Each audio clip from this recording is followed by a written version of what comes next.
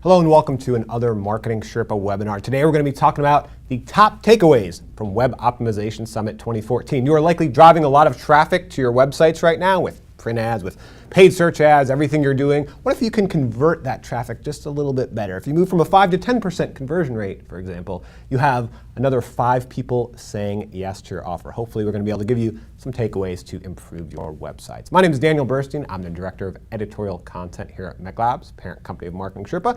Joining me today is MarketingSherpa reporter Allison Banko. Thanks for joining us, Allison. Thanks for having me. I'm excited. And we want you to participate in today's webinar as well. You can use hashtag WebOpt14. Ask your questions. Hopefully we can answer them today. But also share what works for you in web optimization. How do you improve conversion? How do you optimize your landing pages? And if you were with us just 2 weeks ago in New York City, please also share your top takeaways from Web Optimization Summit. Also, if you're following hashtag WebOpt14, we're going to be tweeting through some other case studies and other information that can help you improve your site. So let's get into it. So as I said, Allison and I were in New York City 2 weeks ago, the Time Center in Midtown Manhattan. We had about 300 marketers with us. And case study after case study, we had 2 days worth of case studies with split sessions packed full of ideas for improving conversion rates. And what we're going to try to do today in the next 30 minutes we have is pack as many takeaways as we can from that summit. So you're essentially getting 20 hours of content in just 30 minutes. Let's see what we can do. First of all, we want to talk about the importance of web optimization. How can it help you? And I think the best way I can do that is to look at a previous attendee of one of our summits. This is Kate Vinson. She's a web and product marketing manager for a company called Excelos. She attended one of our summits. You can see here, she's got a lot of ideas for how to improve her website, right? There's a website, the original website she had. Here was a new design she created, and she was able to create a 56% increase in conversion. That's the power of what we're going to talk about today that we're going to share with you. Also, we wanted to share with you some data from our MarketingSherpa e-commerce benchmark study, which we recently released, surveyed more than 4,000 marketers. Here's one of the things they told us. We looked at their conversion rates, and we found, as you can see all the way on the left, the marketers and the e-commerce companies who are testing based on extensive historical data. So what that means essentially is they are testing, they're learning from their tests, they're optimizing, they're testing again, this testing optimization cycle. They have the highest conversion rates of all marketers. So again, shows the power of web optimization, what you can learn today. But first, let's jump right in. If you can launch the poll, we want to ask you how you want this webinar to go. We have 2 options. As I said, we have 20 hours of content. We can either give you a snapshot, go fast and furious very quickly through it, or we can take it slow. We can do a deep dive. We can get a little deeper into some of the different topics we can talk about today. So you'll see the chance to vote on the screen. I got a few people even saying fast, please. Got a lot of A's, got a lot of fast comments coming in here. And let's look at the results of the poll. And it looks like, okay, we can close that out now. Looks like 70% of you said Snapshot. Let's go fast and furious. Get a lot of high-level advice, so that will be our challenge today, Allison. So let's jump right into it, Allison. And I think next we're going to be talking about one of our featured speakers, who is Michael Norton, and he had some great experiments. So why don't you jump into that? Yeah, absolutely. Let's do this. So this first session is Michael Norton from Harvard Business School. His session was titled Trust Through Transparency. And we found this session to be one of our biggest takeaways due to the fact that you can use transparency to gain credit in all aspects of your life, most importantly with your customers. So a lot of, again, activity on the hashtag WebOpt14 during this session. What stood out to me about this session is he began with the Domino's pizza tracker. Love pizza. If you're going to mention pizza in the beginning, you have my attention. But his point was that they show their customers what they're doing with making the pizza. You can order your pizza, you go online, you see exactly where they're at. You see bake, prep, box, delivery, so you know exactly what's happening. Like Michael Agard said, people love seeing the work that you're putting into something. And he also did an example here, looking at the government, the submerged state. So we look at this table here, and they asked government beneficiaries, how many of you have not used a government social program? And as you see here, a lot of people are using these government programs, but they're saying they're not. And just to those of you on the line, we're going to be sharing those slides again in just 1 minute. We have a bit of a technical difficulty, but Allison, I think you can explain it in a way where they can understand what they should be seeing. Absolutely. So the big deal here is that people were thinking, okay, the government is not doing my work for me, not satisfied.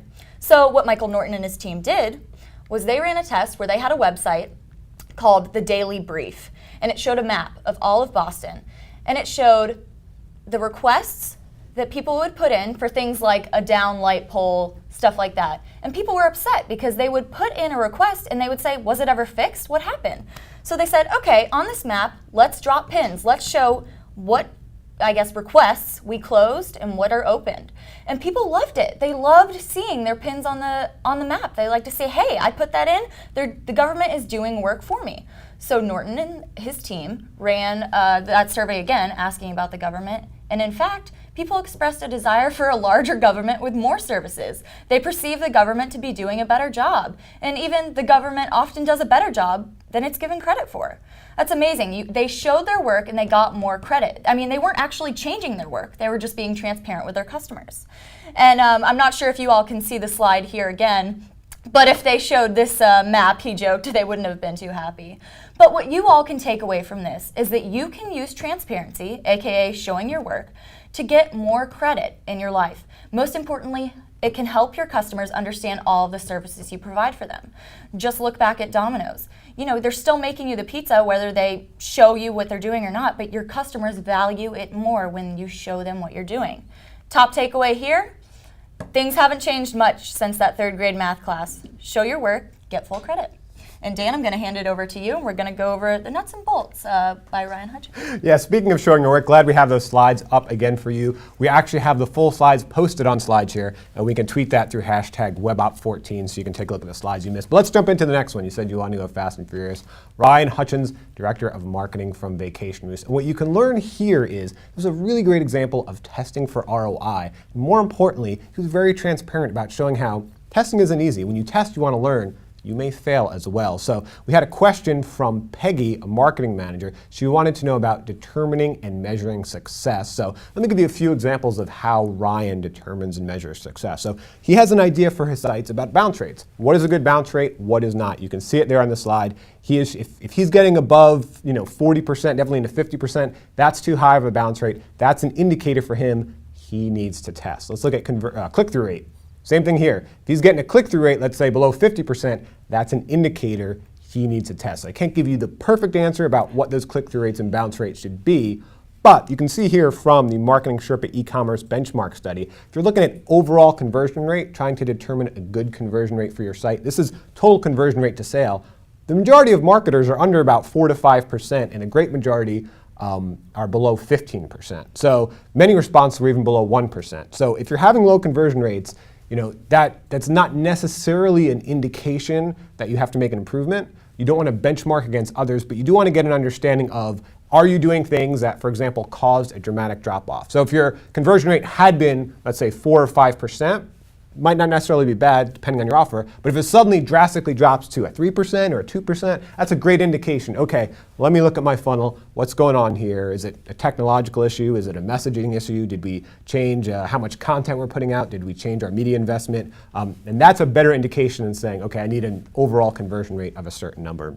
But if you want to get more of that benchmark data, it's available as a free download courtesy of the sponsor of our research, Magento, which is an eBay company. You can go to marketingsherpa.com/e-commerce. We've got 94 charts. We did a 9-month study to focus on 25 questions that are really core for e-commerce marketers. And we got 4,346 benchmark survey respondents to help us answer those questions. And you can see that those questions and those answers with all those charts, marketingsherpa.com/e-commerce. It is a free download. So let's jump a little bit more into Ryan's story and what you can learn about testing. So as you can see, overall, his conversion rates were improving, his results were improving, and he did it by testing. Let's look at a series of tests here, right? So here's an example of a lead form, and he had the hypothesis, hey, should I add security seals to the site? So that seems like a obvious way to reduce anxiety. Would that improve conversion rates? No, didn't get any lift off it. Now, that's not to say that he got a reduction. In some tests, when you run the test, you'll actually get less conversions off of something you think would improve, but he got no lift. Took the time to add security seals to test, no lift. So he took another lift. He said, what about a shorter form, right? We usually think, hey, if we just shorten the form, we're going to get more conversions. Again, no lift. What about if we give the option to call? So Vacation Roost, you're booking vacation homes, right? Maybe people want to pick up the phone and call. That'll be a significant increase in conversions. No lift. But here's the kicker. Here's what to understand. I showed you that for two reasons. One, a lot of times on these MarketingSherpa webinars with case studies, we show all these great successes, and then marketers will come up after and they'll talk to us and say, oh my gosh, my funnel is such a wreck, my e-commerce marketing is such a wreck, I'm doing horrible things compared to all those impressive results. And I want you to see and always know and inspire you to say, hey, everyone's struggling through. Nothing is perfect. If you're testing, sometimes you're going to fail. Sometimes you're not going to get a lift. But the important thing is to learn. And so this is what Ryan learned. He said, hey, maybe it was I'm testing too small. Maybe I need to combine all those different elements. So what you see up there is a MECLABS conversion heuristic, and those different elements stand for motivation, value prop, incentive, friction, anxiety. And what we're looking at is things like anxiety and friction are going to cause people not to convert. Understanding their motivation, being able to deliver a good value, giving them incentives, those are the elements that are going to encourage them to convert. So what Ryan's trying to do is reduce that friction and anxiety, improve those positive elements to lead to conversion. So he put them all together in one test, as you can see right there. He added some security seals. He added many things. He was able to get a 19% lift. And what he learned here, when we talk about testing, sometimes marketers are afraid of changing more than one element on a page or an email because then you won't know for sure what element caused that lift. And when I asked Ryan about this, he said, look, realistically, sometimes if you do a true A/B test where you're only changing one factor, sure, you know for absolute sure what changed that. What change led to that lift. But in the real world, sometimes that's not enough. It's just a waste of time. You're only going to get a very minor lift. It's not worth the investment. You need to change many things, have more of a radical redesign with an overall understanding of why you're making that change, like using a conversion heuristic, and that's where you're going to get your lifts. And so Ryan was kind enough, he shared some of these failures he had. I also want to show another lift he had. So again, this is a PPC landing page, made many different changes, was trying to reduce friction and anxiety on that page. And there's the treatment. And you can see that he tried to have a little security seal there to help a little, have a higher call to action, and their increase is a 427% increase in click-through. So just want to kind of do that to Ryan to show that, yes, he had many losses, but this is a very successful marketer. And the big picture takeaway is when you're putting time into it, it's kind of like Jessica wrote this one, testing your web pages is like golf. You're putting a lot of time into testing. You might not get a lot of lifts, but make sure you're learning from those tests and understand that even if you're not getting lifts all the time, you are hopefully learning, and you might have to combine some of those tests to get a lift. Also want to do another quick test to show like, hey, we showed you sometimes you're testing, you're going to get a loss, you're not going to get a lift. But sometimes it's incredibly rewarding for making some minor changes. So this was Cindy Liu from VMware. She presented a case study on her test. This is an example of an ABC test where the traffic was split in thirds. And you'll see at the upper left there, the control, this was a banner on a page. Made some significant changes to this one. First of all, changed the image, right? So that image just has a bunch of houses on it. This image right here, it's very more human. It actually shows some human beings. Even though it's a stock image, there's humans using your actual tool. You can see in the control sheet, it was white reversed out of blue. That can be very difficult to read. She put the text black on white. Also added some clear buttons that you can click through. There's no real buttons. The call to action isn't as clear on that on the control. So there's a few lessons you can learn there. But the big picture is she got a 956% increase in conversion rate, which is click through on that banner ad. So while we showed you some examples with Ryan where you can test a lot and be frustrated, hey, you can also hit it out of the park and make some pretty impressive improvements with your testing. All right, great. And we have a question from John, who's a digital marketing manager. He's asking us, could you please cover opt-in landing pages? John, yes. That's actually perfect transition into this next presentation we're going to talk on today. Offer page transformation, our ancestry.com session by Emily and Julia. And I was so excited to see this one come to life on the stage. Before we hit New York City, I actually interviewed them for their case study. So it was awesome to see it come to life on the stage. And it was actually a favorite among the audience as well because of the deck was beautiful. As we move through, you'll see these beautiful illustrations of their different personas, so to speak, which isn't, I guess, that much of a surprise because Julia is the senior interactive art director. So let's get right into it. So what they tested was the offer page. So the offer page was where site visitors can turn into members. They were realizing that while there was a lot of different ways to get to the offer page, they were treating all of their customers the same. So they said, you know what, this offer page is worth investing in. Let's focus on this page, improve user experience as well as conversion.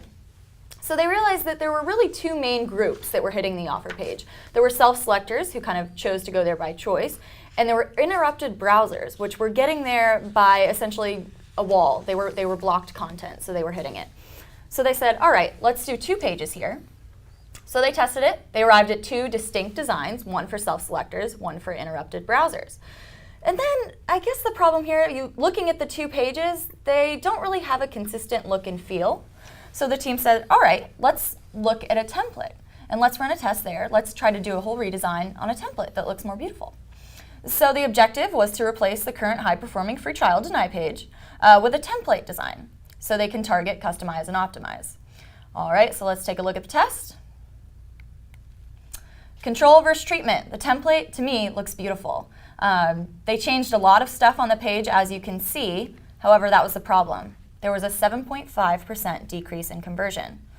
You know, the problem here, though, you look at a test, you look at a typical A/B test, like Dan was saying earlier, and usually there's one element that you say, that's why it didn't work. The problem with Ancestry.com's team was, listen, we changed so many things on the page that we don't know what led to the fail. All right, so they said, let's do it again, except let's isolate some of our testing elements.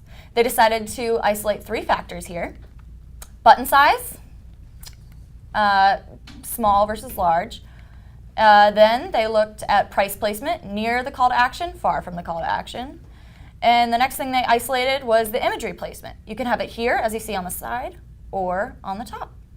So they did the 9-factor full factorial test, and they saw that the one that won was the standard button, price below the call to action, images to the left. However, the thing that impacted conversion the most was where that price was located. So they could really pinpoint what made the lift and what resulted in that decrease before. So they were able to move forward with this template and even further customize the experience. They customized it for interrupted browsers. You see one offer page here. They did one for interrupted past free trialers, another template here. Upgraders, upgrade deny. And overall, they saw a 10% lift. So the big takeaway for you all here to understand is that you need to isolate your testing elements. Obviously, it's awesome when a test excels and it really works. Management doesn't really ask much questions when a test wins, but when it fails, they want to know why, and if you isolate your testing elements, you can tell them exactly what that reason is.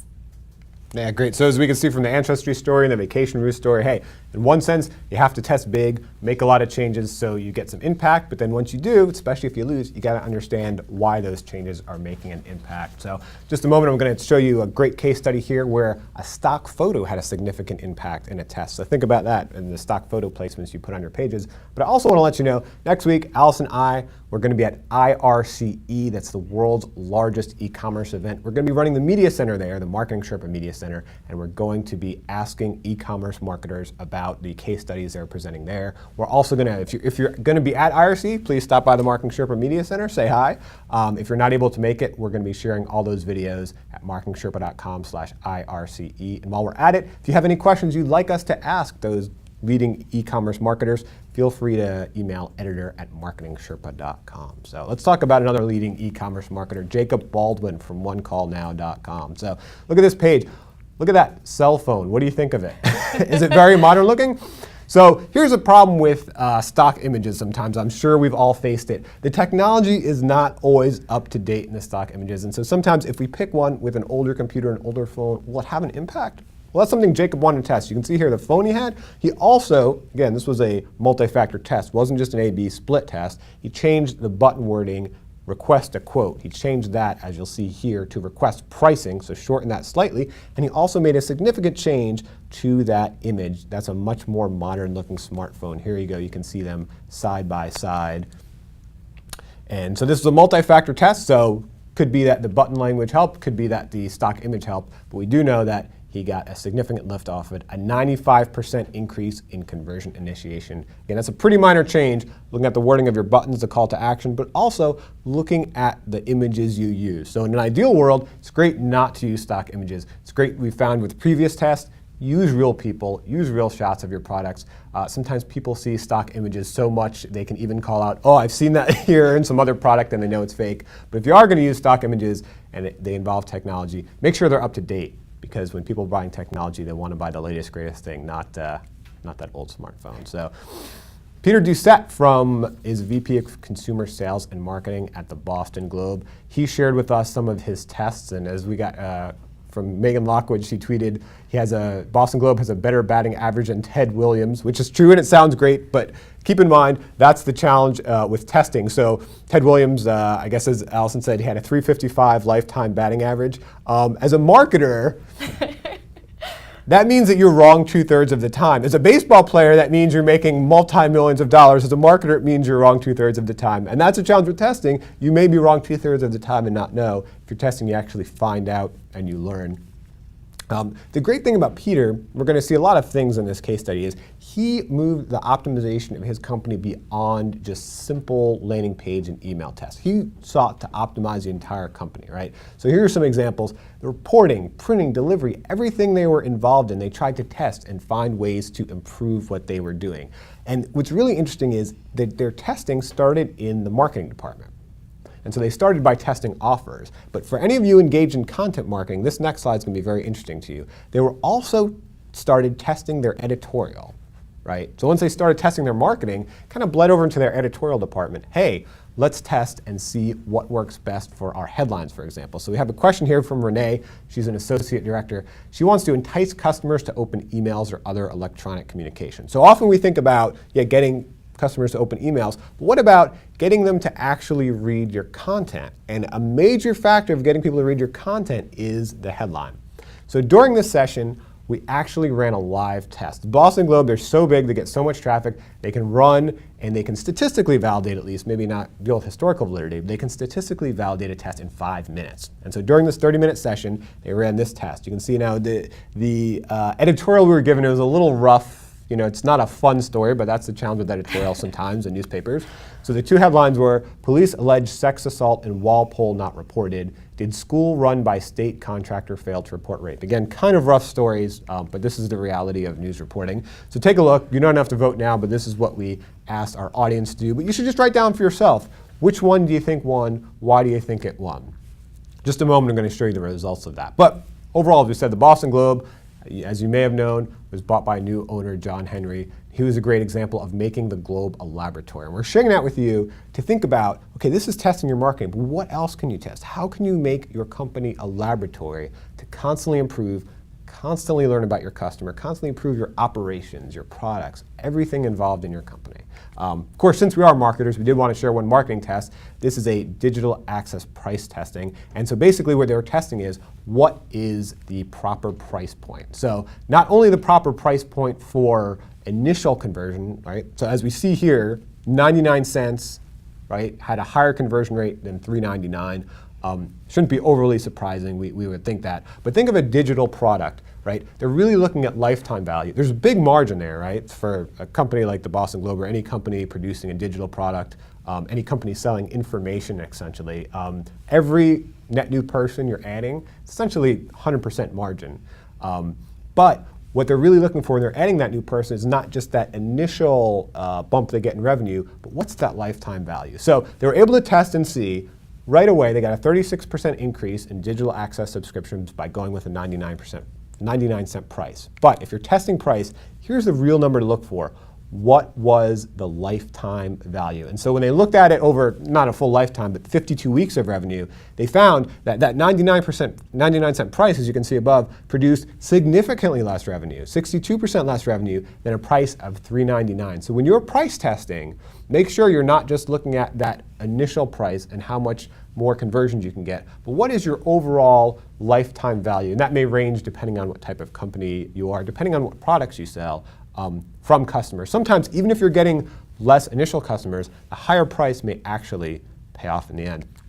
Another thing they did is the Boston Globe at the time was owned by the New York Times at the time they ran this test. And they took an example of digital accordion checkout process that worked for the New York Times. So this was their control. They had several steps in the checkout process before you actually buy. This is what they tested, a digital accordion. So essentially, you click, and each one then is on the same page, and it kind of folds up into an accordion. Then there's a next step in the process, and the next step in the process. And you can kind of see down in the middle there about how there's other steps in the process above there. It's kind of checked off that you've already completed them, and then the accordion opens again. So this worked well for the New York Times. They tested it. Since it worked well for the New York Times, they figured it would work well for them. But they got a 35% decrease in conversion. So I'm not sure the exact answer of why that is, but there is something different about New York Times subscribers than there is about Boston Globe subscribers. So we can test, we can learn about audiences, and we can try to take those learnings and put them over to different audiences, but you really have to understand your segments, understand your audiences. Don't just look at the average. Just because something worked for one segment or one persona or one product or however you set up your audience, don't just assume it will work for other products. You really have to learn every time, test every time to know what's going to work the next time. So with that, let's get back to that headline test. As you can see, our audience thought, 79% of them at least, thought the question was the more compelling headline. And at the end of the day, after 30 minutes at least, B was leading the question. So I'll go back there for a second. You can see those two headlines. When you're testing your own content, doesn't mean a question is going to work every time, but if you test the headlines in your content or your subject lines, you're going to get more readership for your content. So the big takeaway is look beyond your simple emails or look beyond your landing pages. What else can you test in your organization? Can you test your content? Can you test your operations? In Boston Globe's case, their delivery routes. So here's another quick test about pricing. Yep, absolutely. Dan obviously just talked about the Boston Globe. We're going to protect the privacy of this next media giant, but you should know that they're a competitor. So we're kind of staying along the same vein. So the background on this test, which was presented by Lauren Pitchford, who's a senior optimization manager here at MECLABS. The background was a home delivery subscription has multiple delivery options, daily, weekend, weekday, Sunday only. The goal was to determine if reordering the options would have any effect on the subscription mix and revenue. So they performed an ABC test. As you see, the options are listed by popularity, price low to high, price high to low. So again, we took use of that live poll, really engaged the audience. We said which price order generated the most revenue. They said most popular products first. I'm not going to lie, I voted for that one too. Well, guess what? We were wrong. There was actually a 20% increase in revenue per visit. It was price low to high. And the big takeaway here is by simply reordering the options displayed, they were able to significantly affect the product mix. Again, thinking about the thought process that your customers go through. And Dan, do we have time to run through another one? We have just 2 minutes left. What's our biggest lesson that we want to talk about from Michael Agard? And I think when I think of everything that Michael Agard talked about, I think one of the biggest lessons is this simple chart he had right here, right? You want to tell us about this? When you're trying to convert customers, you have to understand, as we talked about, not all customers are the same, right? Just because a test worked, as we showed in the previous example, doesn't mean it works with everyone. You basically have three types of customers, right? There's the, I don't know, I'm not going to read what it has on the screen, but there's a very highly motivated customer. Almost anything you put up there, they're going to want to purchase, right? And then there's the other ones where, and so those you don't want to focus too much time on optimizing because almost no matter what you do, they love your product. They're the true fans. They're the people waiting in line for Star Wars, right? But then on the other side, you have the people that almost no matter what you do, they're not going to buy from you. They might have clicked out of curiosity or whatnot, or come across your landing page because a friend referred them, or however they got there. But they're really not interested in your product, and they're really not going to buy from you. So no matter what you do, you shouldn't focus too much effort on trying to optimize for them. Where you're really trying to optimize is for the great group in the middle there, the maybe people. Like that's where you can make some of the small changes we talked about, maybe changing that stock photo image, right? Maybe changing, as Allison talked about, like how you display the prices of your different products could have a big difference. So keep that in mind. Some people are always going to buy, some people are never going to buy, but try to focus on what minor changes or big changes can you make to get those people in the middle to want to buy from you. So did you have any other thoughts about that, Allison? You covered it perfectly. Thank you, Dan. All right, well with that, we are all out of time. Thank you, Allison. Thank you, Dan. And thank you for joining us. Thank you for taking 30 minutes out of your day. We know that is a significant investment for you. So help us continue to optimize these webinars. When you close out of this webinar, there's going to be a screen that pops up. It's going to ask for your information on a survey. When you tell us things work, when you tell us things don't work, we listen and we try to improve these webinars. So please fill out that survey. And thanks again for joining us. Thanks for tuning in.